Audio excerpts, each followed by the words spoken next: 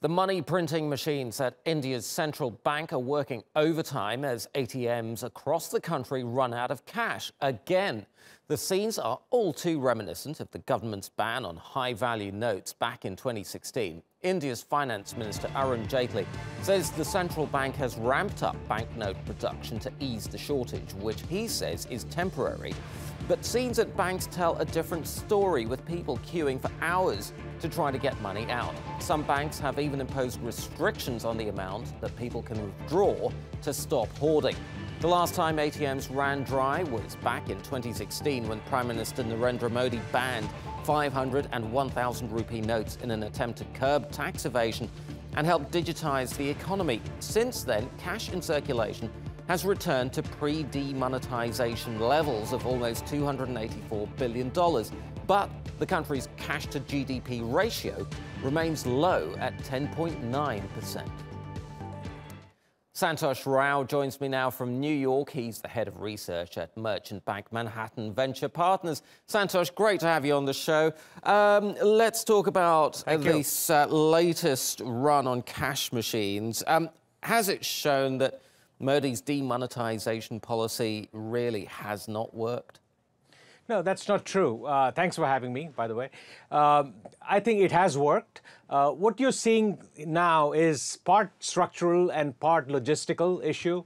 And I think some of the bankers have pointed that out. They're having a problem trying to get all the money, all the ATMs retrofitted and ready for the new notes that were published, the 2,000 new notes, 2,000 rupee notes and the 500 rupee notes. So the ATMs are not fully ready across the country to accept those and dispense those things. So they're working on that. It's a work in progress. They're almost there, but they're still work in progress.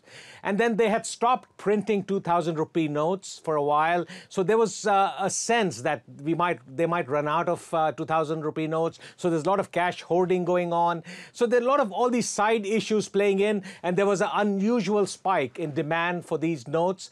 90% of the notes in circulation are 500 rupee notes and 200 rupee notes, 2,000 rupee notes. So I think that's high demand, and so that's what caused the spike in demand. The supply is low. So you're seeing the supply-demand imbalance, to summarize that. But nonetheless, I mean... But it's no way an indication of... Sure, but nonetheless, I mean, it does smack of a certain amount of mismanagement. I mean, the government has made several U-turns on this. They banned the high-denomination notes, and then they imposed a 2,000 rupee note, and then they took it out of circulation again.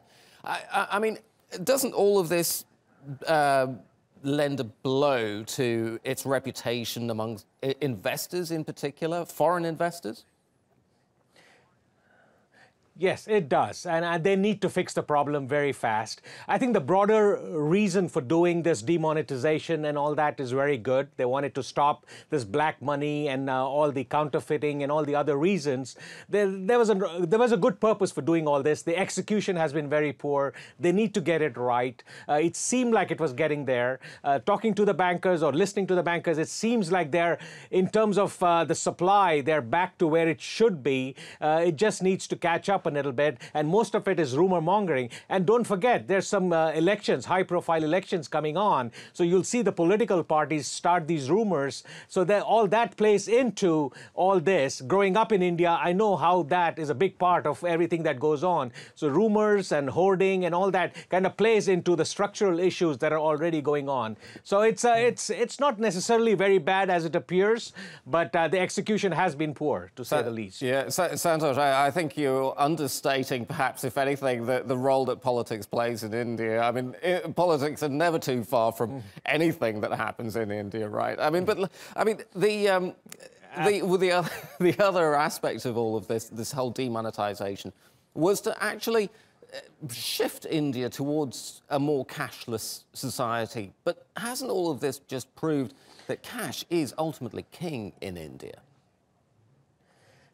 Yes, cash is still king. It's going to take a while for the digitization of the currency.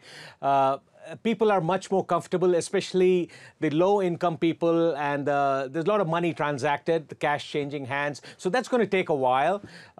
It's very efficient to go on a digital route, but knowing India and knowing how it's not very tech savvy, except for the higher strata of the society, so it's going to take a while to catch up. But I think overall it's moving in that direction.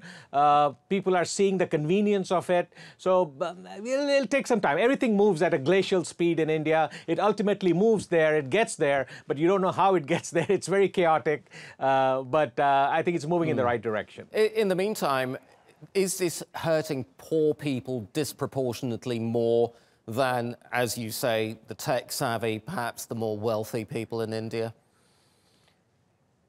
Yes, definitely. It inconveniences them.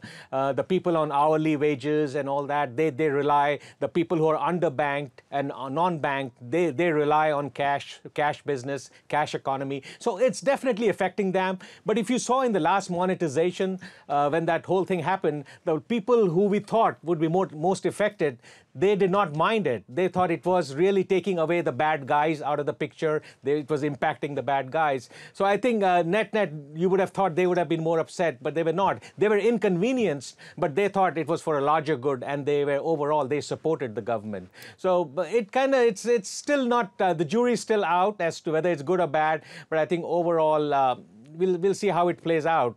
This is definitely inconvenient, but it's not the end of the world. India will go on, and they just reported a solid GDP number. It's 7.8%, I think, and so the numbers, it's the highest ever it's the highest amongst the other countries, more than China. So it's moving in the right direction. They need to stop putting all these hurdles in between.